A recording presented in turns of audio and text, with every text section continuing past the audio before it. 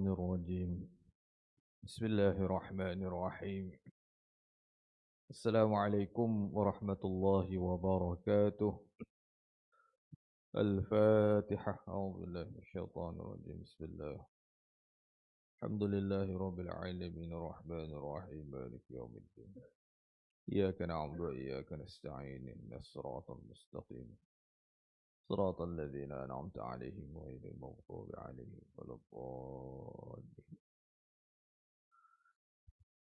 إن الحمد لله نحمده ونستعينه ونستغفره ونؤمن به ونتوكل عليه ونعوذ بالله من شرور أنفسنا ومن سيئات أعمالنا من يهده الله فلا مضل له ومن يضلله فلا هادي له ونشهد أن لا إله إلا الله وحده لا شريك له ونشهد أن سيدنا ونبينا وحبيبنا ومولانا محمدا عبده ورسوله صلى الله عليه وعلى آله وصحبه وبارك وسلم تسليما كثيرا كثيرا أما بعد فقد قال الله تعالى في القرآن العزيز بعد أعوذ بالله من الشيطان الرجيم يا أيها الذين آمنوا اتقوا الله حق تقاته ولا تموتن إلا وأنتم مسلمون وقال النبي صلى الله عليه وسلم كل أمتي يدخلون الجنة إلا من أبى قيل ومن يأبى يا رسول الله قال من أطاعني دخل الجنة ومن عصاني فقد أبى أو كما قال النبي صلى الله عليه وسلم سبحانك لا علم لنا إلا ما علمتنا إنك أنت العليم الحكيم رب اشرح لي صدري ويسر لي أمري واحلل عقدة من لساني يفقه قولي ولا حول ولا قوة إلا بالله العلي العظيم. Hadirin sedang jemaah sekalian, insya-Allah pagi ini kita terus saja pada kitab ya. Kita masih membicarakan pada bab yang pertama pada menyatakan kelebihan ilmu dan ulama.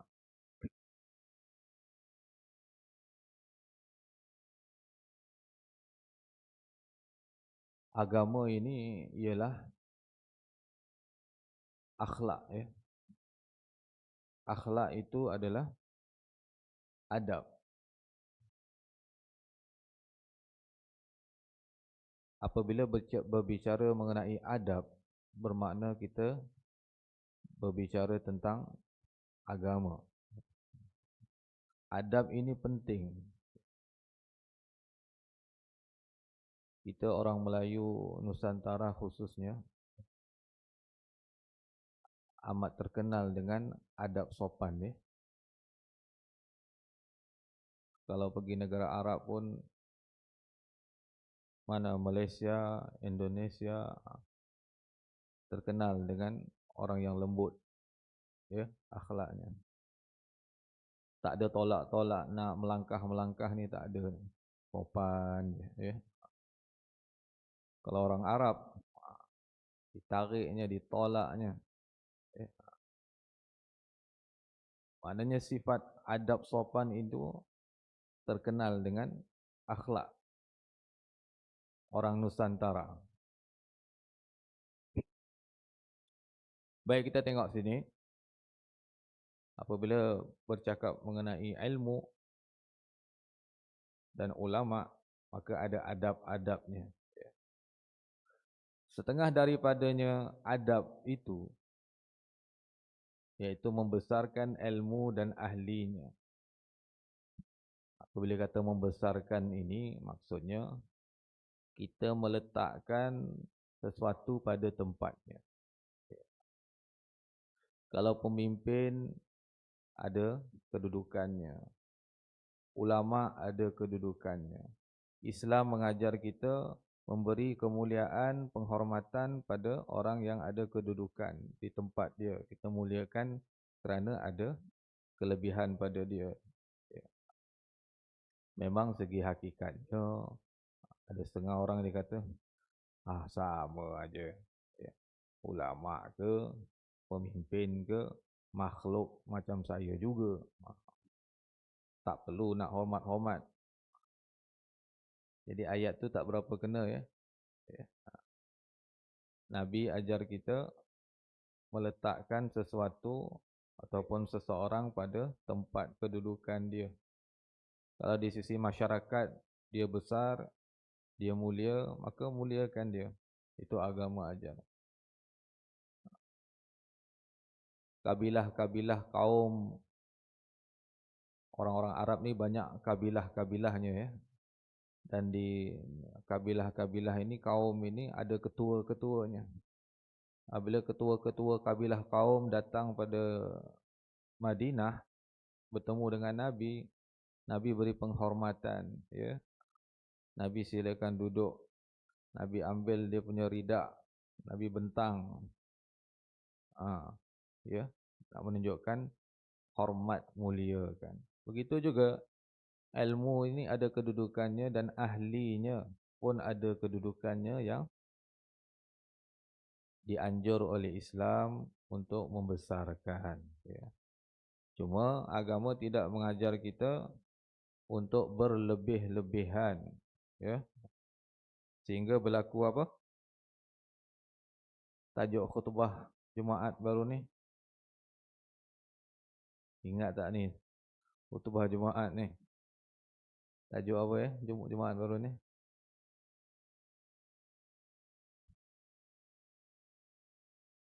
Ada menyebut tentang ketaksuban, betul?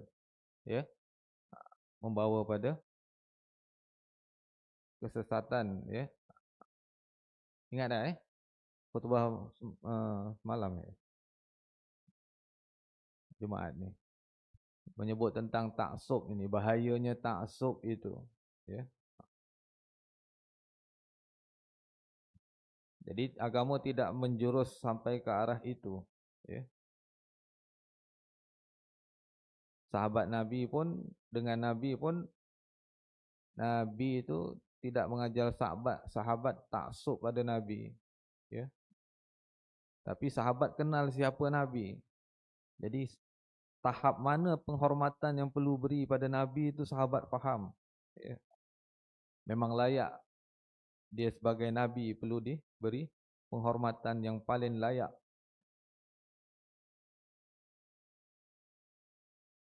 Jadi di sini dia mengatakan membesarkan ilmu dan ahlinya dan membesarkan gurunya. Maksudnya penghormatan ya. Dan tidak sampai ke tahap taksub ya. Apa antaranya? Dan setengah daripadanya membesarkan dia. Yang pertama, jangan berjalan di hadapannya ya.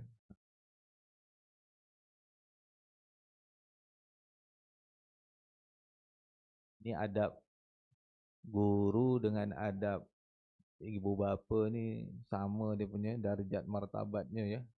Seperti mana kita dianjurkan hormat pada ibu bapa, bagaimana begitulah hormat kepada guru ya. Seperti mana ibu bapa ini jangan berjalan di hadapannya, kan kurang adab, betul ya. Begitu juga dengan guru ya.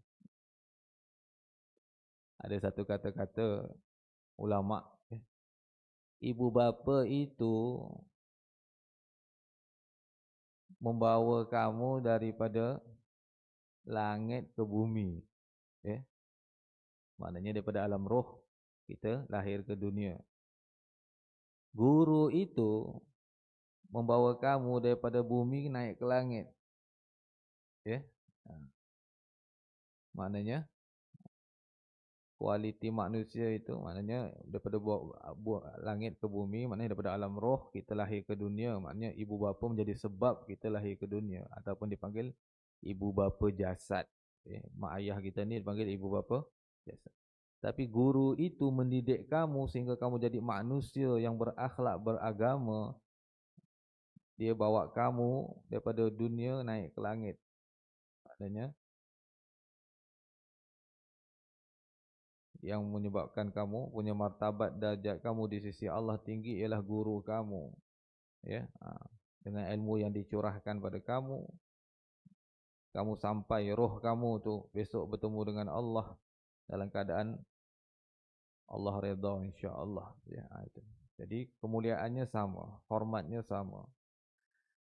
Yang kedua, jangan duduk pada tempatnya. Kalau guru tu ada tempat khusus contohnya. Kalau contoh tempat macam gini ya. Orang sembarangan jangan duduk ya. Ini memang khusus tempat ini untuk siapa? Biasa para guru lah, pengkuliah ni kan. Ya, maknanya ada ini tempat khas. Jadi sebagai kita beradab, oi, nak suka-suka duduk saja-saja tak boleh. Okay. Macam sultan, raja ada kerusi khasnya. Orang-orang biasa, rakyat tak boleh suka-suka duduk. Betul? Itu penghormatan. Kalau di rumah kita, ibu bapa kita ada dan kita tahu biasa ibu bapa kita duduk di kerusi itu pun jangan duduk sampai begitu. Nampak tak? Adabnya. Okay. Kenapa? Penghormatan, kemuliaan itu. Okay. Yang ketiga, jangan memulai perkataan. Sehingga kan nak bicara pun depan guru, depan mak ayah pun minta izin dulu ke, ya.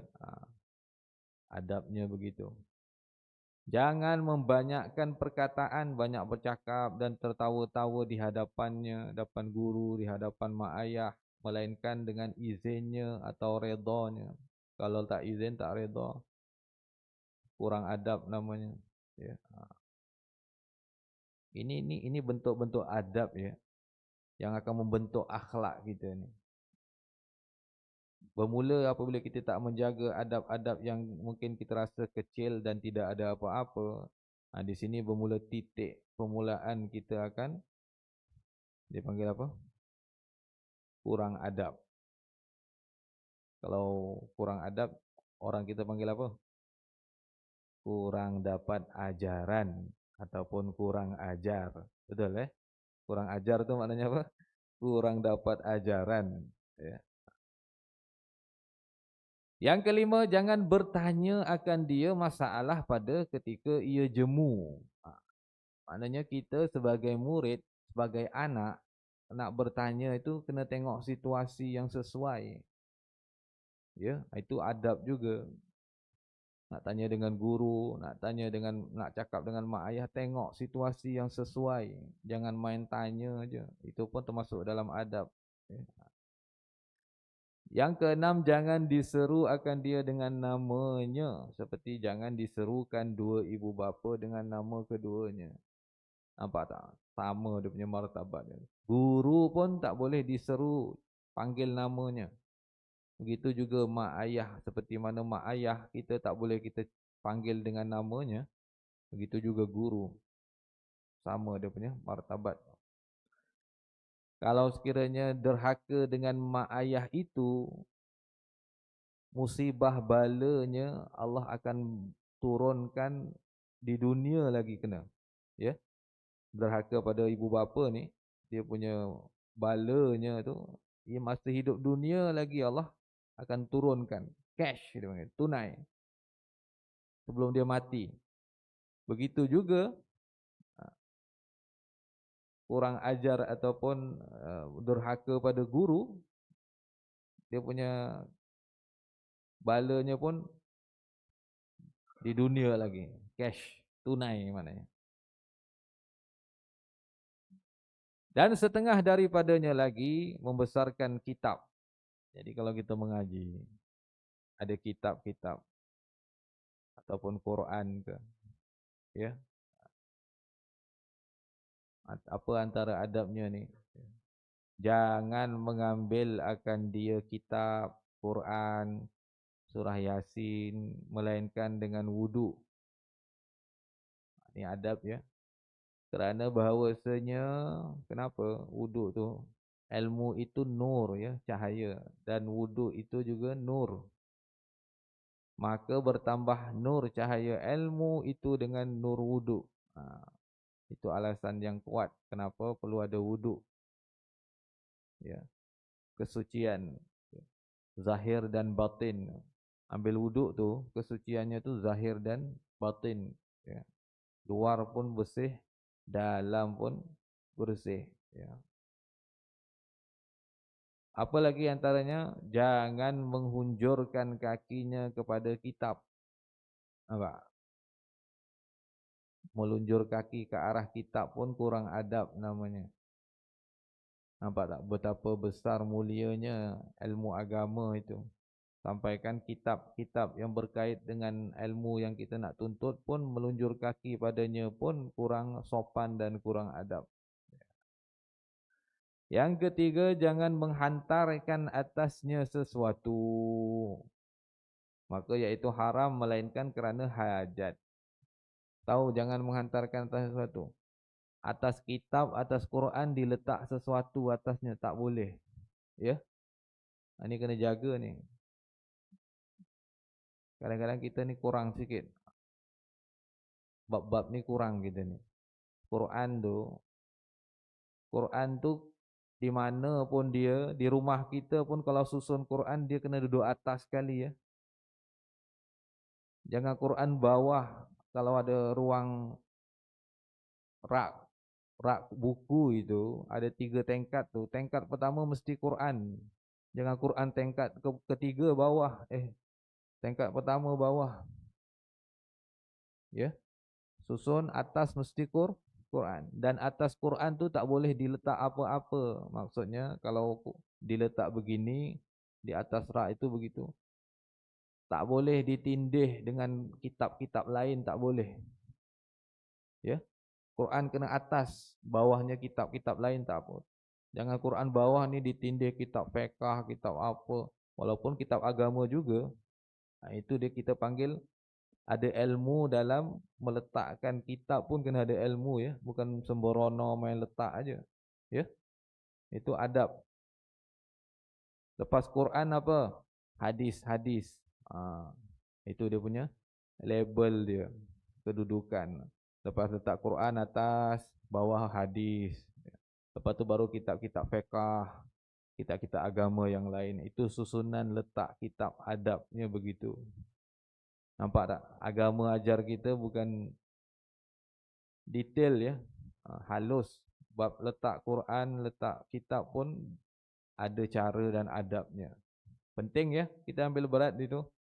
Kerana dia memberi kesan dalam kita punya kefahaman belajar agama, ilmu ni. Kalau kita jaga adab-adab ni.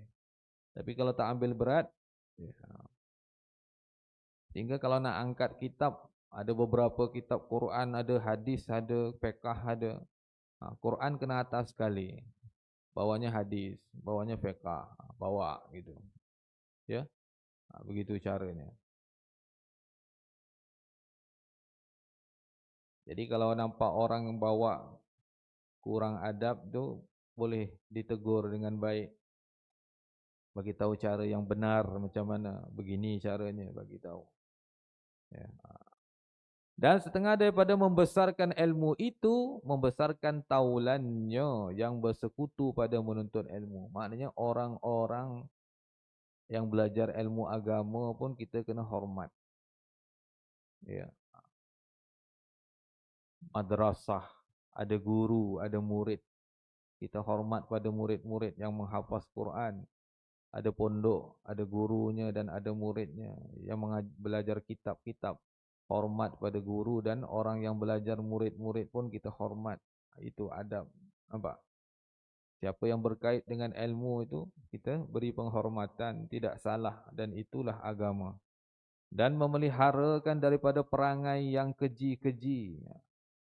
Maknanya kita sebagai orang yang belajar agama, akhlak kita kena berbeza dengan orang yang tak mengaji. Orang yang datang surau selalu, mulutnya lebih baik daripada orang tak yang kurang datang surau ya. Tapi kalau mulut kita orang yang datang surau sama longkangnya dengan mulut orang yang tak datang surau. Itu yang orang yang tak datang surau mengata kita. Itu sembahyang aja, tapi kan ada tapinya dah. Tapi itu melunturkan, menjatuhkan seluruh kebaikan ya, tapi itu. Betul?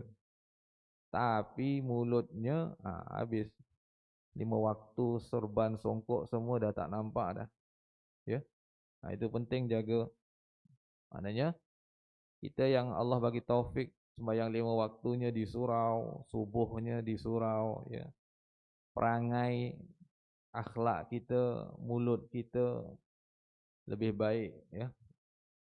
Sebab ya, duduk kuliah subuh, kuliah maghrib duduk, patutnya lebih baik daripada orang yang tak duduk, ya. Baru nampak perubahan. Memeliharakan daripada perangai yang keji-keji dan menjauhkan dia daripada sifat-sifat tak elok ni. Mulut yang tak berapa baik, tangan yang tak berapa baik ni. Kerana bahawasanya ia itu akhlak yang buruk ni, mulut yang tak berapa elok ni, dia panggil anjing maknawi. Sifat keji, sifat mazmumah dalam diri kita ini macam anjing. Seolah-olah macam anjing maknawi, anjing yang tak dapat dilihat. Dan sungguhnya telah bersabda Nabi SAW, tidak masuk malaikat pada rumah yang ada padanya anjing atau rupa-rupa binatang.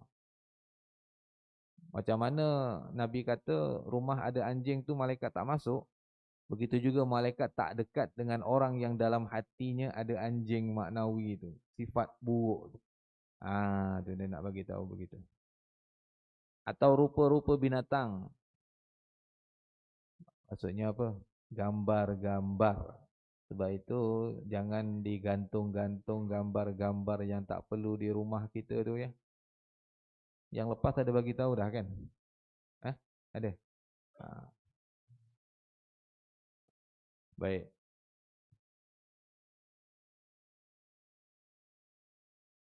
Dan sebenarnya menuntut ilmu itu dengan wasitah malaikat. Sebab apa?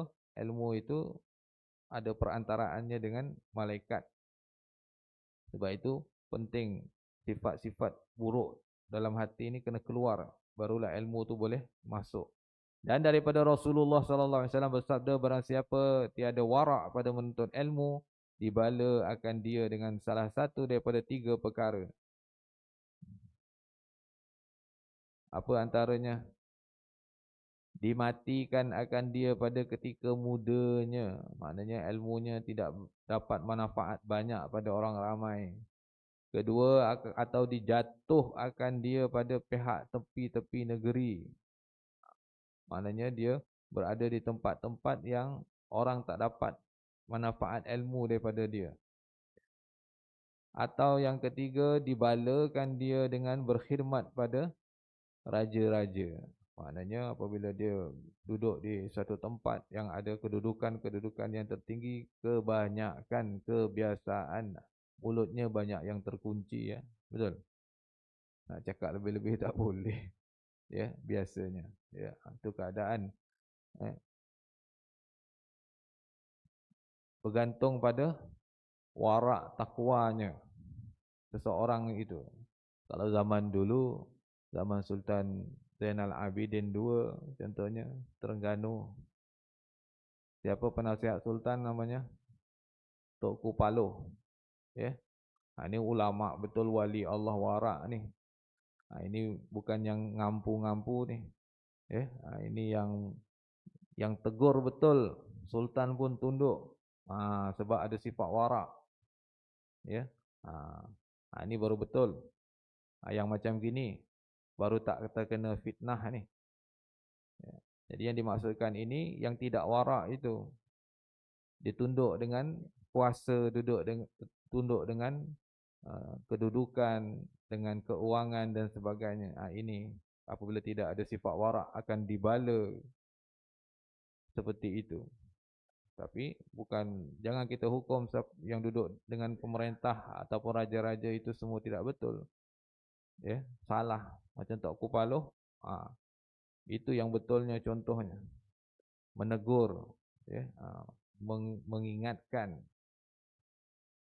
Maka manakala ada orang yang menuntut ilmu itu terlebih warak, nescaya adalah ilmunya terlebih manfaat. Jadi penting ada sifat warak ini, ya. Rendah diri, taat pada perintah Allah, jaga amalannya, ini semua membentuk sifat warak, ya. Nescaya adalah ilmunya terlebih manfaat dan belajar terlebih mudah dan segala faedahnya terlebih banyak. Siapa yang perlu ada sifat warak ni? Ni semua yang datang ni pagi ni, semua wajib ada sifat warak. Ya, sebabnya apa? Kita ni semua penuntut sampai mati, betul tak? Kita menuntut ilmu ni sampai mati. Maknanya sampai mati adalah murid ataupun pelajar. Betul? Jadi apabila ada kita ni pelajar, maknanya kena ada sifat warak tu. Ya. Walaupun tak formal, duduk kelas, masuk kelas, tapi segi hakikatnya kita ni ilal mahdi ilal lahdi. Tuntut ilmu daripada buayan sampai ke liang lahat kita ni. Jadi kena ada sifat. Kalau kita bukan orang alim, kita pelajar. Jadi kena ada sifat warak. Jadi apabila ada sifat warak, barulah belajar mudah. Mudah faham. Tapi kalau tak ada sifat warak, nanti jadi salah faham. Ya. Faedahnya pun banyak. Ya. Dan setengah daripada warak yang kamil, yang sempurna. Apa yang dikatakan warak itu yang sempurna itu apa dia? Bahawa memelihara ia daripada kenyang. Ya.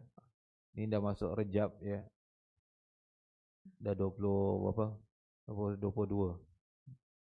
Ya. 4. Antara bulan Rejab Sya'ban ini dikatakan Nabi ini banyak berpuasa ya. Jadi apabila banyak berpuasa ni dia memelihara daripada kenyang ini.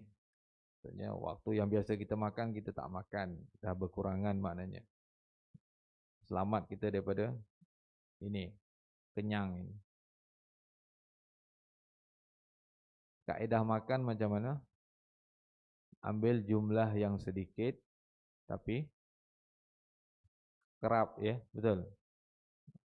Jumlahnya sedikit, mungkin waktunya banyak, tapi jumlahnya sedikit. Kemudian yang sehat, ya, makanan yang sehat. Orang kata makanan orang Melayu ni tak sehat semuanya, betul ya? Setuju ya? Orang kata makanan orang Melayu ni banyak tak sehat katanya. Ya? Tak juga ya? Kena pertahankan tu. Kalau orang tuduh kita tu, kena pertahankan tu. Ya. Bagi tahu apa yang sehat. Lontong adalah makanan sehat. Bagi tahu. Kerana apa? Apa alasan? Bagi tahu alasan kenapa? Kerana dia dibalut daripada alami, barang-barang alami, maknanya daun pisang. Kami tak guna plastik, daun pisang, nampak? Itu antara sebab kami kata lontong makanan sehat. Kena pertahankan lah. Ya.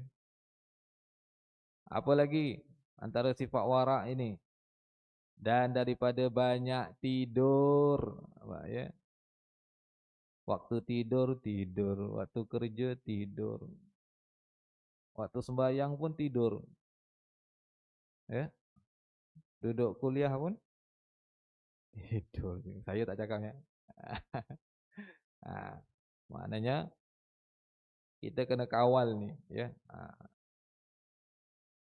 Kadang banyak tidur tu orang tengok kita ni sampai hilang sifat warak kita tu hilang. Dengan sebab banyak tidur tu sifat warak kita tu hilang, ya. Nampak tak? Dan daripada membanyak perkataan yang sia-sia, banyak cakap sia-sia pun boleh hilangkan sifat warak kita. Orang tak respect kita dah. Jadi orang tak banyak cakap, tapi sekali dia bercakap, keluarnya mutiara-mutiara ucapannya, ya. Orang ambil, orang dapatkan manfaat daripada ucapannya. Itu. Ya. Dan memelihara ia daripada makan akan makanan pekan. Makan kedai. Ni semua makan kedai kan ni? Makan di kedai semua. kurangkan apa? Bukan tak boleh makan, kurangkan, ya.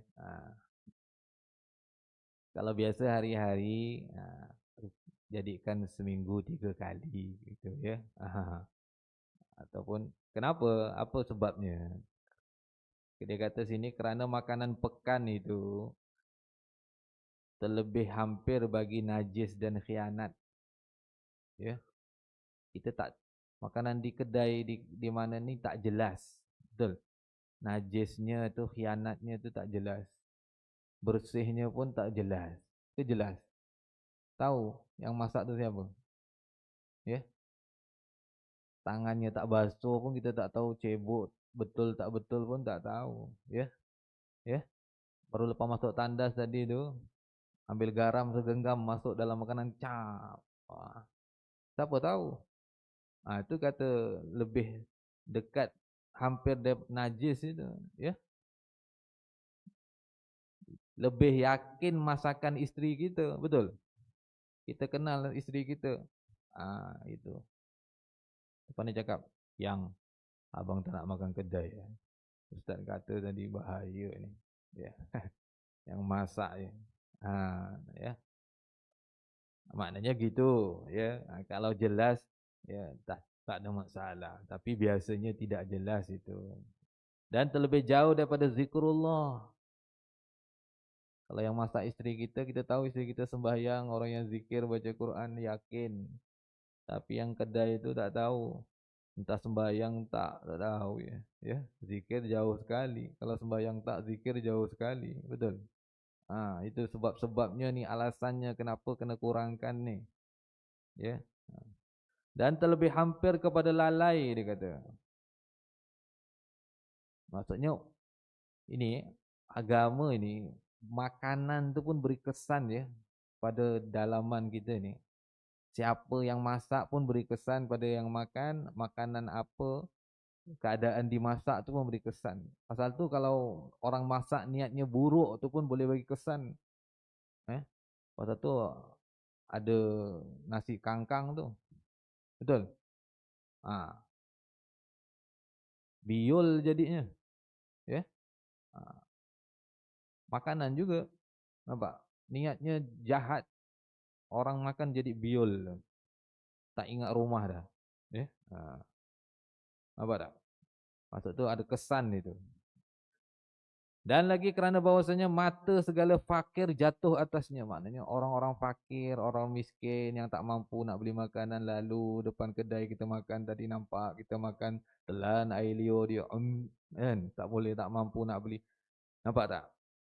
Apabila berlaku macam gitu, orang-orang fakir lalu tengok kita makan, selera, dia tak mampu nak beli, itu fakir jatuh atasnya. Dan tiada kuasa mereka, orang fakir itu, untuk membeli akan dia makanan yang kita makan tu. Maka ketika itu, maka jadi menyakiti mereka itu secara tak langsung, betul? Dengan demikian itu, maka hilang berkat makanan tu. Wah, ini parah sekali ni. Ya. Oh, parah ni. Ya. Lepas ni kena makan kedai yang ceruk-ceruk dalam ini. Ya. Ya, maknanya itulah. Nak bagi tahu kurangkan sebab kesannya itu, ya. Jadi insya-Allah, ya. Boleh, ya, sama-sama kita jaga, ya. Ni kita dah duduk di akhir-akhir zaman ini. Dah tahun baru 2024 ni, ya. Banyak perubahan yang perlu kita buat, perbaiki nilai mutu kualiti amal kita. Ramadan pun nak dekat, ya. Jadi kita buat persiapan daripada sekarang untuk Ramadan kita ni, insya-Allah moga dipanjangkan umur, ya, sampai pada Ramadan. Dan insya-Allah cukup dulu, ya, bagi ni sampai di sini. Semoga Allah bagi taufik pada saya dan kita semua. Apa yang kita muzakarah dapat kita ambil iktibar, kita amal dan sampaikan insya-Allah. Wallahu a'lam. A'udzu billahi minasyaitonir rajim. Bismillahirrahmanirrahim. Alhamdulillahirabbil alamin. Allahumma shalli wa sallim wa barik alaihi. Allahumma inna nas'aluka 'ilman nafi'a wa qalban khashi'a wa rizqan thayyiban. ونعوذ بك من علم لا ينفع وقلب لا يخشع ونفس لا تشبع ودعاء لا يسمع برحمتك يا أرحم الراحمين والحمد لله رب العالمين سبحان الله بحمده سبحانك الله أشهد أن لا إله إلا أنت أستغفرك Assalamualaikum warahmatullahi wabarakatuh.